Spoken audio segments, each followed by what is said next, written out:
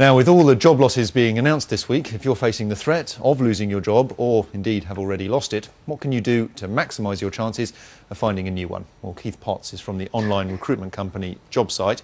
And I suppose the hunt for a new job starts as soon as you've lost the old one, because you've got to get references. You don't want to go throwing china or something around the office, do you, or hurling insults? Absolutely not. It's a very important time. A lot of people tend to get very personal about redundancies. The important thing to remember, it's not you being redundant, it's actually the job. So you've got to get your paperwork ready for the next job. So references are very important. And now, in the current jobs market, of course, online is the way to go, as in so many different things. If you're not online, you're missing out on a lot of jobs, aren't you? Just explain how that works. Most recruiters now use online, whether it's direct recruiters, corporates or recruitment agencies. So it's very important to get your CV in touch. It's important to remember how online works. People are searching your CV, so they're putting in keywords. You've got to make sure that those keywords are in your CV so that you get brought up to the top.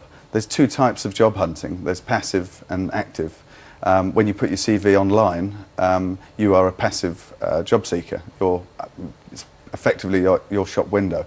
But you've really got to get your active job hunting as well. We've got thousands of jobs online, and you've got to get into those, put your details in and add your CV. So if people are potentially not online at home, they need to perhaps get a bit of help, go to an internet cafe, maybe go to a Citizens Advice and get some help with getting their details online. Yeah, it's absolutely vital. There's plenty of internet cafes around towns, libraries that have internet access. It's just very important that you get your CV up there at the very latest, the very most important. The other issue is just make sure that you register for, if you can't have an email address, register for jobs by email, because vacancies will come to you.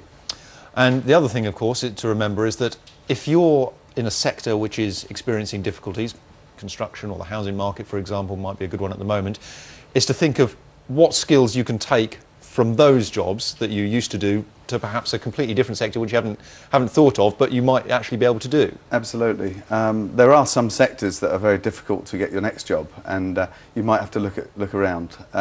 Your skills, I mean, look at your skills. If you're a shop manager, for example, you may have management skills with people. You might turn yourself into a restaurant manager or a bar manager, but look at your skills and see if you can widen out your net. And I know we were talking earlier that it's very important as well to practice interviews as well, just briefly. Yes, we have a product, BeMyInterviewer.co.uk, where we've got some pretty star business leaders such as Duncan Bannatyne. We've got people from The Apprentice, and they're offering up free advice for anybody that wants to go there to sharpen up on your interview skills. Lots of questions, and they also give you the answers, so it's a good place to go. And apparently only about 10% of people practice their interviews, so you're automatically in the 10%. Well, Keith Potts from Jobsite, thank you very much.